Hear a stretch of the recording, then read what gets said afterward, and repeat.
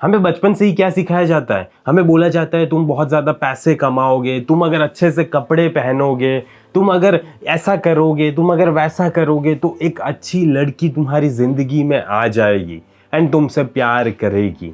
लेकिन पता है ये सच नहीं है। सच क्या है पता है? अगर तुम लड़की के बिहेवियर को नहीं समझ पाओगे, कैसे वो सोच रही है, तो कुछ भी कर लो तुम, कुछ फर्क नहीं पड़ने वाला। तुम कैसे भी लड़की को अपनी लाइफ में नहीं ला पाओगे, क्योंकि अट्रैक्शन लॉजिकल नहीं है, अट्रैक्शन है साइकोलॉजिकल।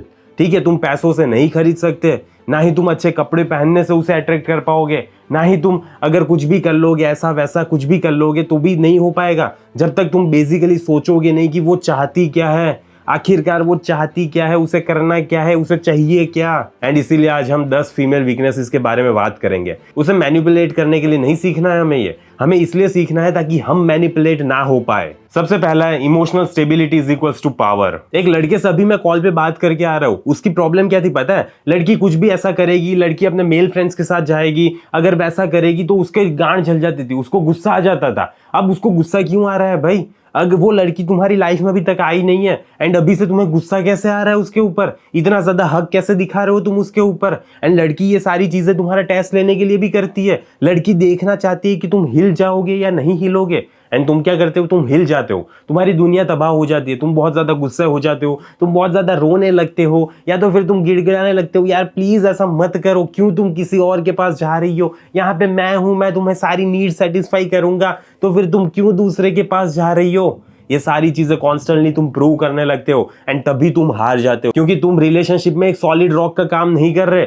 लड़की है ना, एक लहर की तरह होनी चाहिए, वो बहुत ज्यादा तुम्हें तोड़ने की कोशिश करेगी, तुम्हें झुकने की कोशिश करवाएगी, लेकिन तुम्हें झुकना नहीं ना है, ना ही तुम्हें टूटना है, तुम्हें खड़ा रहना है सीधा, तुम्हें काम स्टेबल रॉक बन के उसकी लाइफ में रहना है ताकि वो तुम्हारे ऊपर डिपेंड हो सके। एंड एट द एंड वही देखा जाएगा कि वो तुम्हारे ऊपर डिपेंड हो पाएगी या नहीं हो पाएगी। सेकंड चीज आ जाती है scarcity is equals to desire. अब मोस्ट बंदे क्या करते हैं पता है? अभी तक वो रिलेशनशिप में आई भी नहीं है एंड उससे घंटों घंटे बात करते रहेंगे, टेक्स्ट पे चैट करते रहेंगे, क्या कर रही हो तुम, सेक्सी टॉक करेंगे, सारी चीजें बात कर लेंगे, लेकिन फिर भी एट द एंड जब वो रिलेशनशिप के लिए पूछेंगे ना, तब उसे मना कर देगी। अरे यार मैं तो तुम्हें भाई जैसा समझ रही थी, अरे यार मैं तो तुम्हें फ्रेंड ही मान रही थी, तुम पता नहीं ये कैसे लेकर आ गए, मैंने तो तुम्हें ऐसी की ऐसी वाइब दी है। ऐसी सारी चीजें वो करेगी क्योंकि वो तुम्हें रियली में पसंद नहीं कर रही, वो सिर्फ टाइम पास कर रही है, उसे बस अटेंशन चाहिए था, वैलिडेशन चाहिए था, एंड तुम भर भर के दिए जा रहे हो उसे। अगर तुम भर भर के दे रहे हो तो वो तो लेने के लिए बैठी ही है,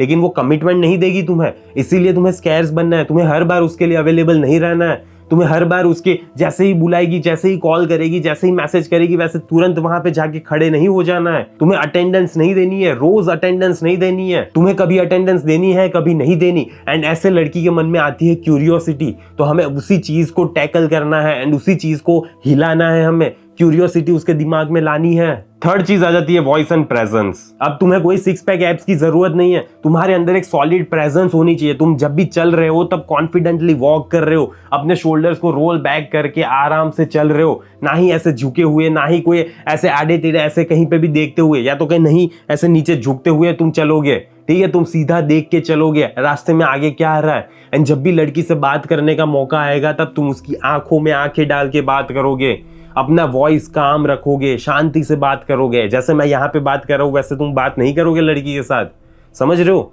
तुम वहां से आराम से बात करोगे, तुम्हें ऐसे बात करनी है।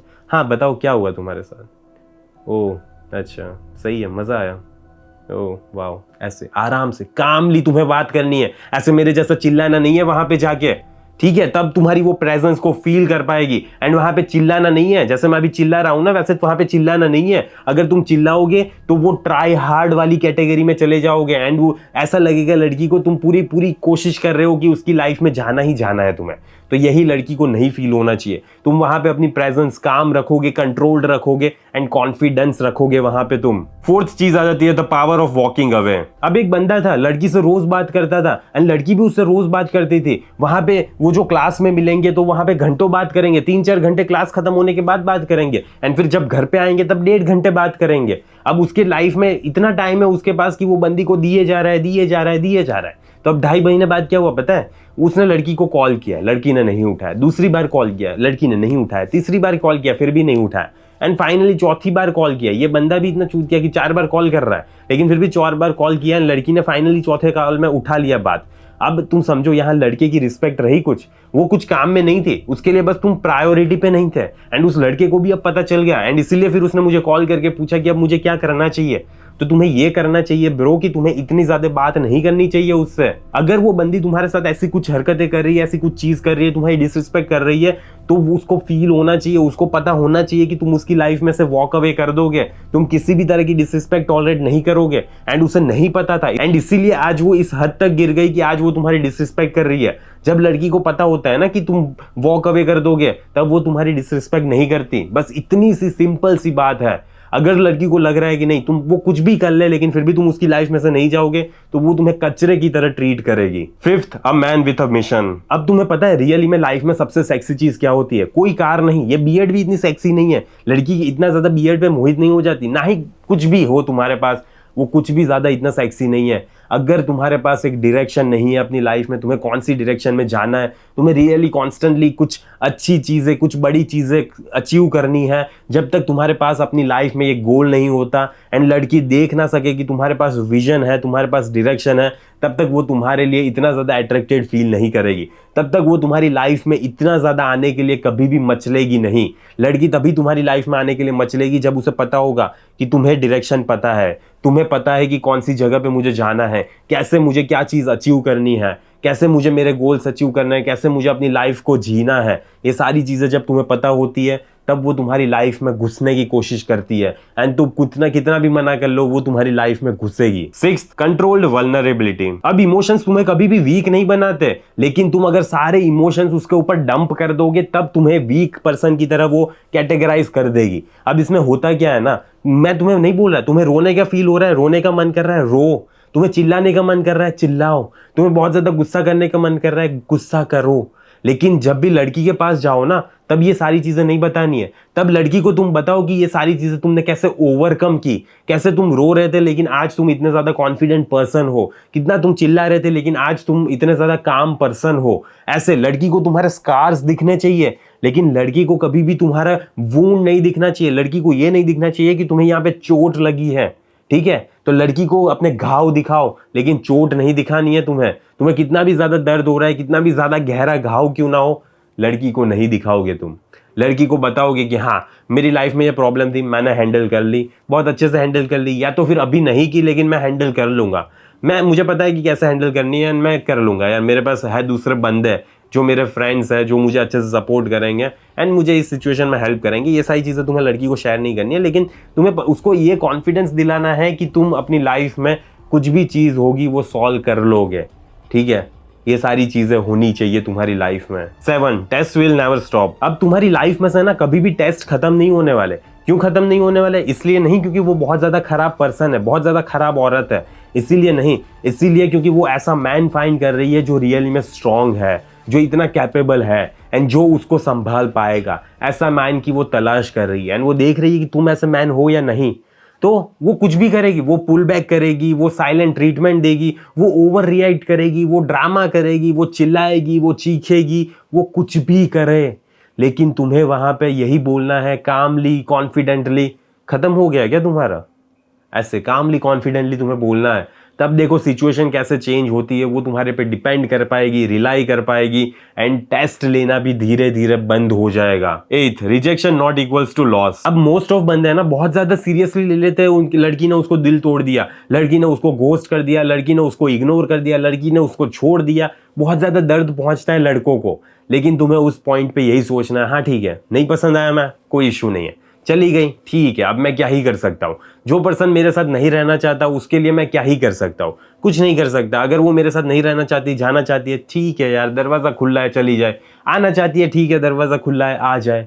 ये एटीट्यूड होना चाहिए तुम्हारा। एंड तब देखो लड़की की सिचुएशन, लड़की का बिहेवियर चेंज हो जाता है। क्यों चेंज होता है? क्योंकि लड़की एक्सपेक्ट नहीं करती कि तुम उसे इतनी ज़्यादा इजीली जाने दोगे, तुम्हें इतना कोई फर्क नहीं पड़ेगा कि वो तुम्हारी लाइफ से चली भी जाए तब, एंड तब उसे फर्क पड़ता है। यही रियलिटी है ब्रो एंड यही साइकोलॉजी है। 9th, don't be an open book. अब अगर उसे हर बार पता ही होगा कि तुम उसके बारे में कैसा फील कर रहे हो, क्या आज सैड हो, आज गुस्सा हो, आज तुम उस पर बहुत प्यार आ रहा है, आज बहुत कुछ करने का मन कर रहा है तुम्हें उसके साथ, ये सारी चीज़ें उसके बार बार बताने की ज़रूरत नहीं है, ना ही ओवर शेयर करने की ज़रूरत है। अपने तक सीमित रखो। हाँ यार तुम्हें ऐसा फील हो रहा है, ठीक है, कोई इशू नहीं है, मिस्ट्री क्रिएट रखो, सारी चीज़ें बताने की ज़रूरत नहीं है, जितना पूछा जाए उतना ही बताओ। लड़की की लाइफ में ज़्यादा जानने की कोशिश करो, वो क्या करती है, कितने बजे क्या करती है, वो क्या करना चाहती है, क्या कर रही थी, ये सारी चीज़ें जानने की कोशिश करो, ना कि तुम अपने बारे में सारी चीज़ें बता दो। 10th, control your desires,